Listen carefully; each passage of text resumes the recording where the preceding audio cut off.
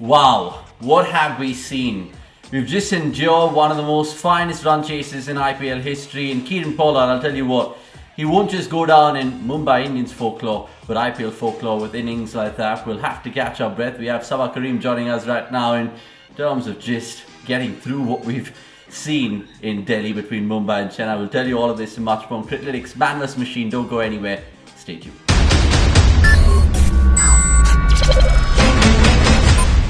It was sixes galore, it was drama galore. They call it IPL's El Clasico. Well, you know why, because it just produces some of the finest cricket. And Saba, what have we seen in the last 3.5 hours? This was better than a Bollywood script, isn't it, Avnish? A battle of heavyweights. Heavy blows were exchanged, but in the end, the heaviest blow came from Pollard. Incredible knock. A big run chase, and for him to remain calm, for him to farm the strike right till the end, the fact that he had the composure not to give strike to the non-striker in the last over, that was awesome to watch. So hats off to Pollard for pulling off this amazing win for Mumbai Indians. Yeah, amazing win. And then you just mentioned to me before we got on air right now, the crucial or catch drop, I should say. The FAF Du-Plessis is what social media is terming it already. And it's a cruel game for bowlers, alright, but you have to snaffle up those opportunities. Yes, and I mean that's one reason why Faf Du-Plessis is kind of in the firing line, fields that long on. That's one area where most number of catches go, especially in the death overs. But unfortunately for CSK and also for Faf Du-Plessis, he had everything in control. He paced his run very well. He had his hands at the right place, but somehow I think he just slipped out of his fingers. And I think these things happen to the best of the lot. And I think, unfortunately for Faf Du-Plessis, it had to happen today, and that also of Pollard. So big miss, very crucial. If Pollard had gone back to the hut at that point of time, I'm sure the result would have gone in the favor of CSK. Yeah, pertinent points you mentioned. Let me give you some pertinent facts because it still stands true, ladies and gentlemen. Every time Pollard has been unbeaten against Chennai Super Kings, they have a 100% record. I mean, it's the 7th time that's happened. He has had like a plethora of impactful performances. You talk about the 2013 final, 2015 final, the 2010 final. He just cannot do anything wrong against Chennai Super Kings. He was thanking the Almighty, and why wouldn't he? Because if he keeps producing like that, I think Mumbai will probably go on to win another 2 or 3 titles with him around. Right, let's move on to the Criclytics Man vs Machine predictions right now, because it might have been brilliant out there in terms of run getting and point getting, but not so much for Saba Karim with Criclytics this time around. A stalemate, a 1-1, but we'll still unfold the predictions. And the top batsman, of course, reckoned by Saba going into this match was Rohit Sharma. He was, of course, there for a silky stay, but it wasn't a B. Faf Du-Plessis, on the other hand, was Criclytics' bet. He got a 50 before perishing, but the ultimate star in terms of the batsman was Ambati Rayudu, 72. Talk to me about that innings, Saba. Wonderful knock from Ambati. He has really remodeled his batting style to suit the needs of T20, and I felt that CSK have been able to utilize the services quite well. It is more than clear that Ambati has worked very hard on his power hitting. The way he moves in the crease, the way he's able to anticipate what is going on in the bowler's mind, and all that came into great effect today for Ambati and also for CSK, because at that time CSK was struggling. They had lost 2 or 3 quick wickets, and it was Ambati Rayudu who bailed them out in such a clinical manner. Jadeja was not himself today, so it was up to Ambati Rayudu to really up the run rate, and he did that in such a fabulous manner. So yes, I think it was wonderful to watch the way Ambati Rayudu paced his innings and played the big shots at the right time, especially the way he took Jasprit Bumrah to the cleaners. It's not easy doing that, Avnish.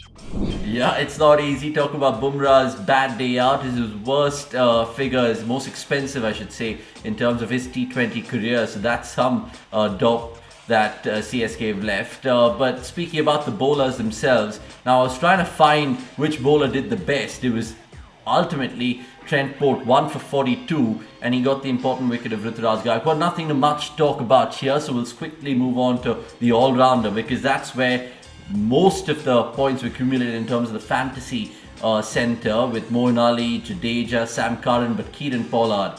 Tell me what this man is all about, because when we see him hit sixes, Saba, we just go, how does he do that? Yeah, no, of some good deliveries also, Avnish. You bowl the hard length, he can smash you. You bowl Yorkers, he can smash you. You bowl wide of the off stump.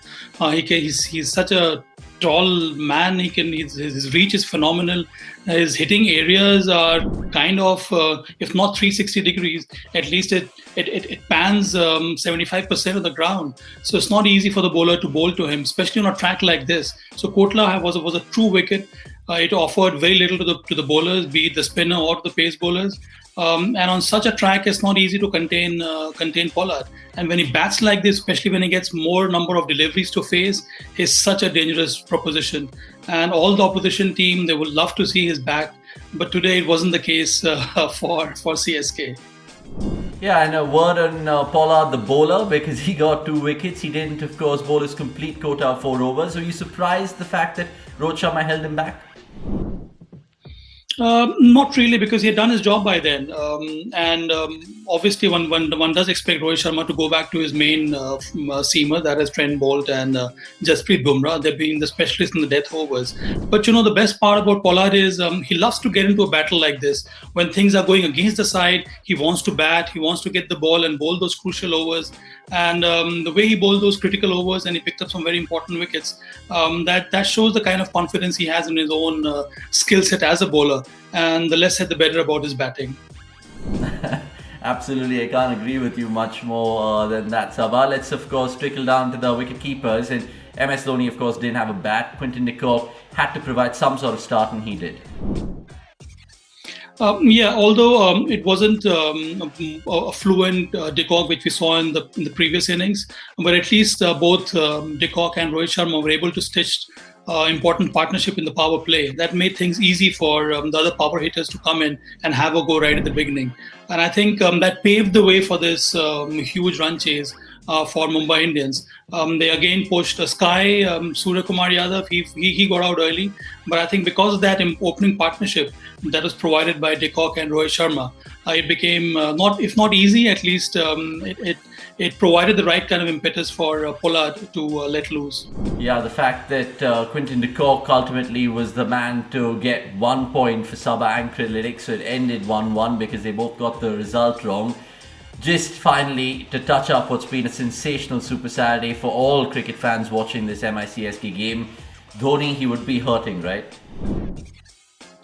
Not really, because at least Dhoni knows that they did put up a good fight, and he's quite shrewd to understand the nature of the wicket. He would be disappointed with that drop catch, but otherwise I thought the CSK put up a strong display, especially the kind of they were kind of in some kind of a muddle in the middle overs when they lost those 2-3 wickets. So it was a very strong recovery from the CSK, and they would have fancied the chances to win the game. But eventually, when you have someone like Pollard with that kind of big hitting ability, it's not easy to stop him. Yeah, maybe another day CSK would have probably kept their nerves and executed better, like Dhoni said in the post-match presentation. But we'll leave it there, Saba. We appreciate your time, of course, in terms of just picking the bones out of the Mumbai CSK encounter, which probably had the whole nation gripped. In this time of doom and gloom, if we get more cricket like that, I'll tell you what, it'll be a perfect distraction, all right. And who knows, with MI and them trotting forward, it's maybe just a performance like this which really could make them go on to lift another championship. That's all we have. Thanks for watching cricket.com. We'll see you in the next one.